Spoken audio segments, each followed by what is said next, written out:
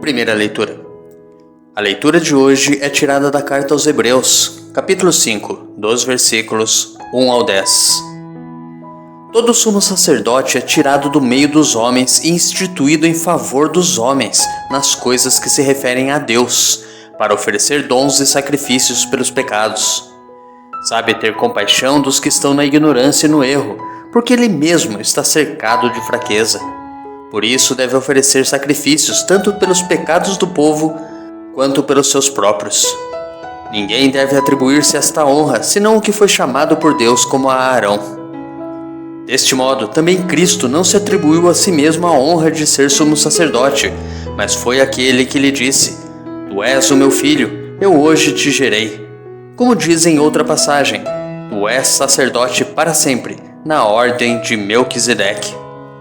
Cristo, nos dias de sua vida terrestre, dirigiu preces e súplicas com forte clamor e lágrimas àquele que era capaz de salvá-lo da morte, e foi atendido por causa de sua entrega a Deus. Mesmo sendo filho, aprendeu o que significa a obediência a Deus por aquilo que ele sofreu. Mas, na consumação de sua vida, tornou-se causa de salvação eterna para todos os que lhe obedecem. De fato, ele foi por Deus proclamado sumo sacerdote na ordem de Melquisedeque. Nos preparemos para a reflexão da palavra, rezando juntos o salmo responsorial retirado do Salmo 109. Tu és sacerdote eternamente, segundo a ordem do rei Melquisedeque. Palavra do Senhor ao meu Senhor: assenta-te ao lado meu direito, até que eu ponha os inimigos teus como escabelo por debaixo de teus pés. O Senhor estenderá desde Sião o vosso cetro de poder, pois ele diz: domina com vigor teus inimigos. Tu és príncipe desde o dia em que nasceste, na glória e esplendor da santidade, como o orvalho antes da aurora eu te gerei. Jurou o Senhor e manterá sua palavra: tu és sacerdote eternamente, segundo a ordem do rei Melquisedeque.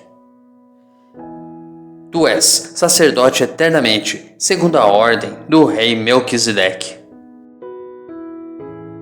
Evangelho. O evangelho de hoje é tirado de Marcos, capítulo 2, dos versículos 18 ao 22. Naquele tempo, os discípulos de João Batista e os fariseus estavam jejuando. Então vieram dizer a Jesus: por que os discípulos de João e os discípulos dos fariseus jejuam e os teus discípulos não jejuam? Jesus respondeu: os convidados de um casamento poderiam, por acaso, fazer jejum enquanto o noivo está com eles? Enquanto o noivo está com eles, os convidados não podem jejuar. Mas vai chegar o tempo em que o noivo será tirado do meio deles. Aí então eles vão jejuar. Ninguém põe um remendo de pano novo numa roupa velha, porque o remendo novo repuxa o pano velho e o rasgão fica maior ainda. Ninguém põe vinho novo em odres velhos, porque o vinho novo arrebenta os odres velhos, e o vinho e os odres se perdem. Por isso, vinho novo em odres novos. Reflexão.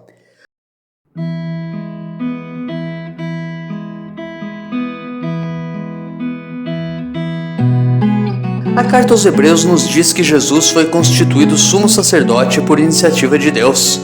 Jesus não precisou oferecer sacrifícios por si mesmo, mas ofereceu a si mesmo no sacrifício de cruz, manifestando sua obediência e fidelidade a Deus, tornando-se assim causa de salvação eterna para todos os que lhe obedecem. No Evangelho, os fariseus questionam Jesus sobre o jejum. Ele, consciente da mentalidade farisaica legalista, anuncia a chegada do tempo da alegria festiva, do perdão e da reconciliação dos humanos com Deus. Surgiu a era do banquete nupcial, na qual Jesus é o noivo e o vinho novo. Não se poderia nem se pode aprisionar Jesus, o noivo, e nem o seu evangelho a mentalidades e tradições vazias e legalistas. Não se pode pôr vinho novo em odres velhos. As práticas religiosas tradicionais devem ser repensadas e vividas no espírito da alegria e da esperança evangélicas.